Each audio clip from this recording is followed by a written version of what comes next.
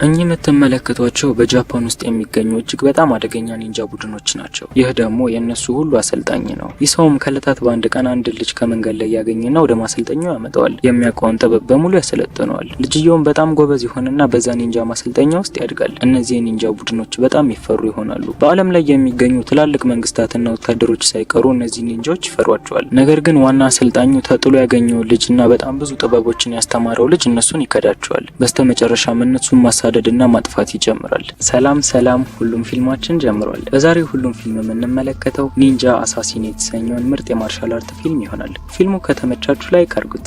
ለቻናላችን አዲስ የሆናችሁ ሰዎች ደግሞ ቻናሉን ሰብስክራይብ በማድረግና የደወሉን በተን በመጫን ቤተሰብ መሆን ትችላላችሁ። ፊልሙ የሚጀምረው በከተማ ውስጥ አለ በሚባል ንቅሳት ቤት ውስጥ ዱርዬዎች እየተነቀሱ እያሳየን ነው። ከዱርዬዎቹ መካከልም አንደኛው መልእክት እንዳላቸው በፖስታ ይዞ መጥቶ ያሳያቸዋል። ፖስታውን በሚከፍቱት ሰዓትም ጥቁር አሸዋ ከውስጡ ይወጣል። ይህንን የተመለከተው ነቃሽ በጣም ይደነግጣል። ዱርዬዎቹ ግን ምንም ትርጉም አልሰጣቸውም ነበረ። ነቃሹም ይሄ መጥፎ ምልክት እንደሆነና ኒንጃዎች በአካባቢው ላይ በቅርቡ እንደሚመጡ ተናገረ። ከዚህ በፊትም በኒንጃዎች የደረሰበትን ጉዳት አሳያቸው። እነሱም ጠባሳውን በተመለከቱ ሰዓት ምንም ትርጉም የለሽ ወሬ እንደሚያወራ መናገር ጀመሩ። ሰውየው ግን ከዚህ አካባቢ ቶሎ እንዲጠፉና በኒንጃዎች በቅርቡ ሊገደሉ እንደሚችሉ ነገራቸው። ይህንን እየተነጋገሩ ባለ ሰዓትም በአካባቢው ላይ ደም መረጨት ይጀምራል። በቤት ውስጥ የሚገኙት ሰዎች በሙሉ ተራ በተራ ወደ ኮርኒስ በገመድ ይኮተታሉ። ነገር ግን ከኮርኒስ ወደ መሬት ሲጣሉ ሰዎቹ ተቆራርጠውና በሚያሰቅቅ ሁኔታ ተገለው ነበረ። ይህንን ሁሉ ነገርም ሲያደርግ የነበረው አንድ ኒንጃ መሆኑን ፊልሙ ይነግረናል።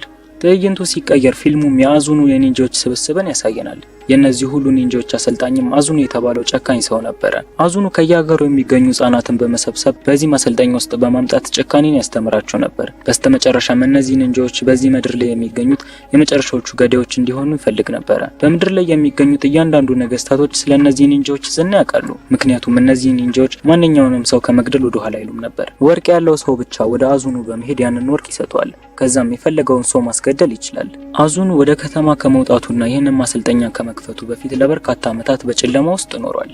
ትዕይንቱ ሲቀየር አዙኑ ሁሉንም ሰዎች ከሰበሰበ በኋላ አንድ አባል እንዳመጣ ይናገራል። ይህ አባልም ራይዞ የተባለ ትንሽዬ ልጅ ነበር። ራይዞንም ከመንገድ ላይ እንዳገኘውና ከነሱ ጋር ካሁን በኋላ አንድ ወንድም አብሯቸው እንደሚኖር ለሁሉም እየነገራቸው ነበር። አዙኑም ይህንን በተናገረ ሰዓት በሚያስገርም ሁኔታ ራይዞ ከሱ በኋላ ይህንን ቡድን የሚመራው እሱ እንደሆነ ሲናገር ሰማ። አዙኑም ለራይዞ ትልቅ ፍቅር በዚህ የተነሳ ያድርበታል። ከሌሎቹ በተለየም ለሱ ልዩ ስልጠናዎችን ያሰለጥነዋል። አንድ ቀንም አዙኑ ለራይዞ ከባድ የሆነ ስልጠናን እያሰለጠኑ ነበር። አንድ ኒንጃ ሊኖረው ከሚገባው አስፈላጊ ባህሪያት አንዱ ኮቴውን ሳያሰማ መንቀሳቀስ ነበር። ነገር ግን ራይዞ ይህንን ማድረግ አልቻለም ነበር። አዙኑም በራይዞ ላይ በጣም ስለተናደደበት በመምጣት እግሩን በስለት ይቆርጠዋል። ምሽት ላይ ሁሉም ኒንጃዎች ለተወሰነ ሰዓት ረፍት እንዲያደርጉ ይፈቀድላቸዋል። ነገር ግን ራይዞ ለመተኛት አልቻለም። ምክንያቱም የእግሩ ቁስል በጣም እያመመው ነበር። የዚህን ሰዓትም አንድ ክሪኮ የተባለች ሴት ወደሱ በመምጣት እግሩ ላይ መድኃኒት ታደርግለታለች። ክሪኮ እዛ ጎሳ ውስጥ የምትገኝ አንድ ኒንጃ ስትሆን አለቋ የሚያስተምራትን ጭካኔ መቀበል አትፈልግም።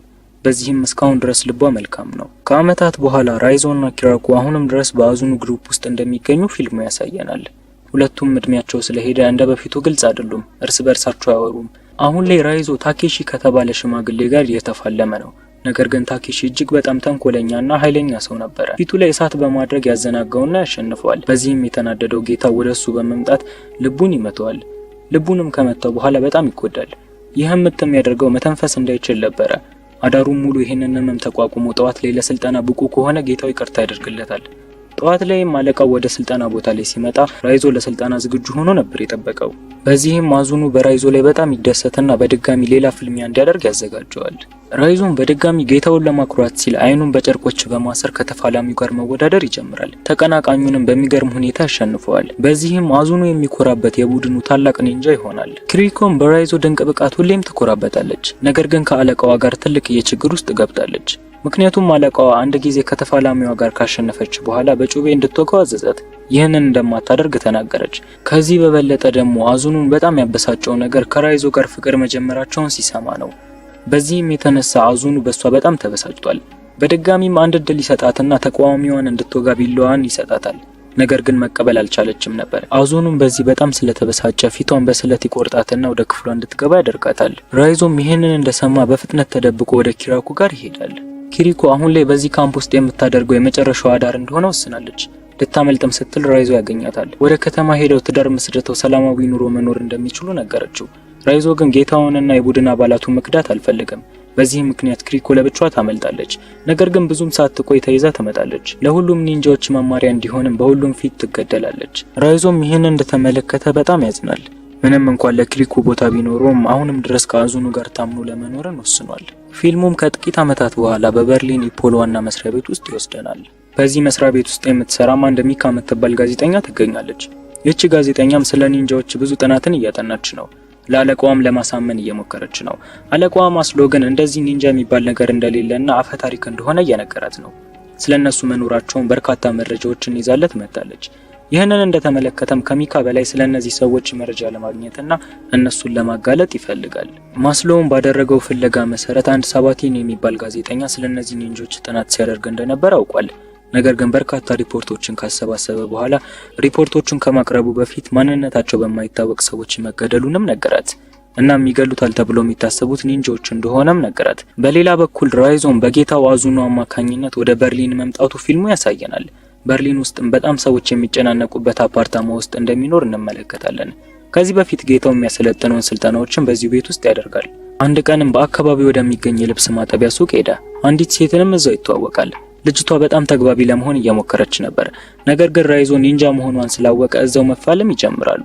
ከደቂቃዎች በኋላ አንድ ሰው ወደ ላውንደሪ ውስጥ ሲመጣ ከማጠቢያዎች ውስጥ ደም ሲፈስ ይመለከታል። ከራይዞ ጋር ስትፋለም የነበረችው ሴትም ተቆራርጣ በዚህ ላውንደሪ ውስጥ መከተቷን ፊልሙ ይነግረናል። ይህ በእንዲህ እንዳለ ሚካ ምርመራዋን አንድ እርምጃ ከፍ ለማድረግ የጋዜጠኛውን ባለቤት ለማግኘት ሄዳለች። ባለቤቱንም ካገኘቻት በኋላ የተገደለው በኒንጃዎች እንደሆነ ነገረቻት። ከመገደሉ በፊት በጣም ደፋር ነበር። ነገር ግን ከአንድ ቀን በኋላ በጣም ፈሪ ሰው ሆነ። የራሱን ጥላ እንኳን አያምንም።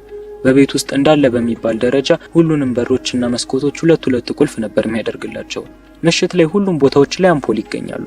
ይህንንም የሚያደርገው የነበረው ኒንጃዎች መብራት ካለ ሰውን አይገሉም፣ ጨለማን ተገን በማድረግ ነበር ሰው የሚገሉት። በሚያሳዝን ሁኔታ ግን አንድ ቀን መብራቱ ይጠፋና ይገደላል። የጋዜጠኛው ባለቤትም ይህንን ታሪክ ለሚካ ትነግራታለች። በሚቀጥለው ቀን በሚካ ስራ ቦታ ላይ አንድ ከፍተኛ ባለስልጣን ይመጣል። የሰውም ስለ ኒንጃዎች የምታደርገውን ጥናት ብታቆም እንደሚሻላት ነገራት።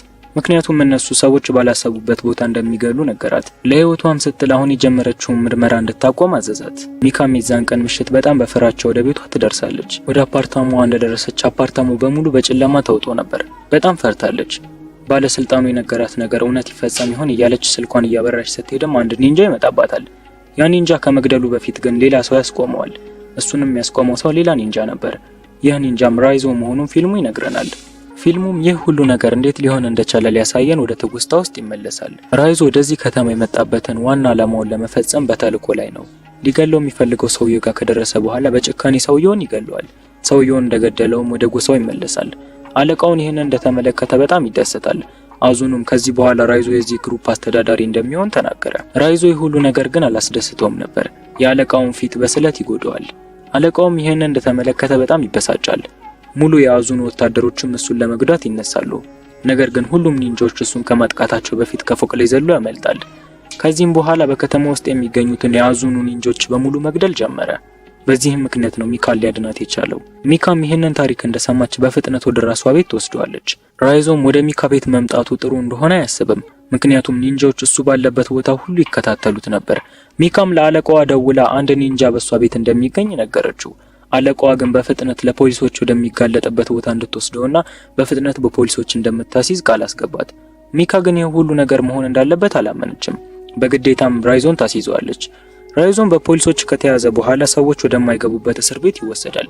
በሰንሰለት እጅና እግሩን ከታሰረ በኋላ የተለያዩ ጥያቄዎችን መጠየቅ ይጀምራሉ። ሚካ ግን ይህ ሁሉ ነገር ስህተት እንደሆነና እንዲፈቱት መናገር ጀመረች። አሁንም ድረስ ግን አለቃዋ እሱን ለመፍታት ፈቃደኛ አልሆነም። ሚካም ወደ ራይዞ ውሃ ይዛ ትቀርባለች። ለራይዞም ውሃውን ካጠጣችሁ በኋላ ገዳዮቹ በማንኛውም ሰዓት ሊመጡ ስለሚችሉ እንድትፈታው ጠየቀችው። ሚካም የሱን መልእክት ለማስሎ ሄዳ ትነግሯለች። ይህንን እየተነጋገሩም እያለ ከቤት ውስጥ መብራት በሙሉ ይጠፋል። ኒንጃዎች በአካባቢው ላይ ይመጡና ወታደሮችን መግደል ይጀምራሉ። ወታደሮች በተለያየ መሳሪያ እነሱን ለማጥቃት ቢሞክሩም የእነሱ መሳሪያ በኒንጃዎች ላይ ምንም አይሰራም ነበር። ኒንጃዎች ጨለማን ተገን በማድረግ ሁሉንም ይገላቸዋል። ሚካም በፍጥነት ሄዳ ራይዞን ትፈተዋለች። ራይዞም ከዚህ በኋላ ሁሉንም ሰው ማዳን ስለማይችል ሚካን ብቻ ይዞ ለማምለጥ ወሰነ። ወደሱ የሚቀርቡትን ማንኛውንም ኒንጃዎች በሙሉ በአሰቃቂ ሁኔታ ይገላቸው ነበር። ራይዞም በአስፓልት ላይ ከአንድ ኒንጃ ጋር እየተፋለመ ያለ በቦታው ላይ ከዚህ በፊት በማሰልጠኛ የሚፎካከረው ታክሺ ይመጣል። ታክሺም ራይዞን የመግደል ፍላጎቱን አሁን ላይ ሊያሳካ ስለሆነ በጣም ደስ ብሎታል። ራይዞንም ሊገለው ሲል በትክክለኛው ሰዓት ሚካ ትመጣና ሰውየውን ትገጨዋለች። ሚካን ራይዞን ወደ መኪና ውስጥ ካስገባችሁ በኋላ ወደ ሆስፒታል እንዲሄዱ መለመን ጀመረች። ነገር ግን ራይዞ ወደ ሆስፒታል መሄድ አይፈልግም። ወደ ቤቷም ከወሰደችው በኋላ እሱን መንከባከብ ትጀምራለች። በሚያሳዝን ሁኔታ ግን ማስሎ በእነሱ ቤት ውስጥ መከታተያ እንዳደረገና በፍጥነት ወደ ቤቷ ሄደው ፖሊሶች እንዲይዙ ታዘዘ። ፖሊሶቹም ወደ ሚካ ቤት መጥተው ራይዞን ከመያዛቸው በፊት የአዙኑ ኒንጃዎች በፍጥነት ይመጡና እሱን ይወስዱታል። አግተውትም ከወሰዱት በኋላ ፖሊሶች በቦታው ይደርሳሉ። ማስሎም በቦታው እንደደረሰ ሚካ የተፈጠረውን ነገር በሙሉ ነገረችው። የአዙኑ ሰዎችም ራይዞን አዙኑ ጋር አቅርበውታል። አዙኑ ፊት እንደቀረበም የአዙኑን አንድ አይን ማጥፋቱን ሲመለከት ራይዞ በጣም ይደሰታል። ለመጨረሻ ጊዜ አዙኑም አንድ እድል ይሰጠዋል። ይቅርታ እንዲጠይቅና የአዙኑን ቡድን እንዲቀላቀል አዘዘው። ነገር ግን ራይዞ ፈቃደኛ አልነበረም። አዙኑ በዚህም በጣም ይናደድና ፍቅረኛው በተገደለችበት እንጨት ላይ እንዲታሰር አደረገ። እስከዛሬ ድረስ ለቡድን አባላቶቹ የደበቀውን ኃይለኛ ምቶች እየመጣ በራይዞ ላይ መተግበር ጀመረ። በዚህ አንድ ምት ማንኛውም ሰው ሊሞት ይችላል። ነገር ግን ራይዞ 3 እና 4 የተመቱ አልሞተም። ከእጁም ላይ አንድ የጂፒኤስ መከታተያ ይጥላል። አዙኑም ይህን እንደተመለከተ በርካታ ወታደሮች ወደ እነሱ በመምጣት የአዙኑ ኒንጃዎች ላይ ጥቃት መፈጸምን ይጀምራሉ። ይህንን ሁሉ ነገር ያደረጉት ሚካና ራይዞ ተነጋግረው ነበረ። የአዙኑ ሰዎች እዛ እንደሚመጡ ስላወቁ ማስሎ እነሱን ለመከታተል ያስቀመጠውን ጂፒኤስ ራይዞ ይዞት ወደ አዙኑ ቦታ እንዲመጣ አደረጉ። የአዙኑ መኖሪያም ከመጣ በኋላ በርካታ ፖሊሶች ወደዚህ እንዲመጡና ጥቃቱን እንዲፈጽሙ እድሉን አመቻቹ። ራይዞ አሁን ላይ ነፃ ነው። የሚፈልገው የአዙኑ ኒንጃዎች በሙሉ ማጥፋት ነው። ከሱ ሌላ ማንም ሰው እነዚህ ኒንጃዎች ሊፋለማቸው አይችልም። 3 ኒንጃዎችን ለብቻው በመቅጠም 3ቱንም ይገላቸዋል። የመጨረሻውን አንዱን ኒንጃ አንገቱን ይቆርጥና ይጥሏል። አሁን ላይ ራይዞ መፋለም ያለበት አንድ ሰው አለ፣ አዙኑ። ወደ አዙኑ ክፍል እንደመጣም አዙኑ በእርጋታ ወንበሩ ላይ ተቀምጦ ነበር። በሚያሳዝን ሁኔታ ግን ራይዞ አዙኑ እየተመለከተው ከፊት ለፊቱ ይሰለብበታል። ይህንን ነገር ማድረግ እንደሚችል እስከዛሬ አያውቅም ነበር። አዙኑም በቀላሉ ራይዞን ከኋላው በመገፍተር ከግድግዳ ማጋጨት ጀመረ። ራይዞ አሁን ላይ አዙኑን መፎካከር አይችልም። ምክንያቱም ልዩ ጥበብ እንዳለው ሲያቅ በጣም ተደናግጧል። አዙኑም ወደ ራይዞ በመምጣት ወላጅ አባቱ እንደሆነ ነገረው። ከአባቱ ጋር የተቀሩትን ወታደሮች በመፋለም የአዙኑን ሕይወት ማስቀጠል እንዳለበት ነገረው። ነገር ግን ራይዞ በዚች ምድር ላይ ምንም ቤተሰብ እንደሌለው ተናግሮ አዙኑን ለማጥቃት ይሞክራል። በሚያሳዝን ሁኔታ ግን አዙኑ አሁንም ይሰለብበታል። የዚህን ሰዓት ሚካም ተመጣና አዙኑን ለማጥቃት ትሞክራለች። አዙኑም ተሰልቦ ከሷ ጀርባ በመሄድ ሚካን ወግቶ ይገላታል። ይህንን እንደተመለከተ ራይዞን በጣም ይጮሃል። ነገር ግን የሚካን ሕይወት ማዳን አልቻለም ነበር። ይህንን እንደተመለከተም ራይዞ በጣም ይበሳጫል።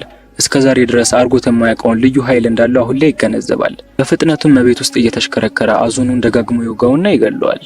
ራይዞም ሚካን ተሸክሟት ወደ ውጭ ይወጣል። ወደ ውጭም ካወጣት በኋላ ለሕክምና ባለሙያዎች ይሰጣታል።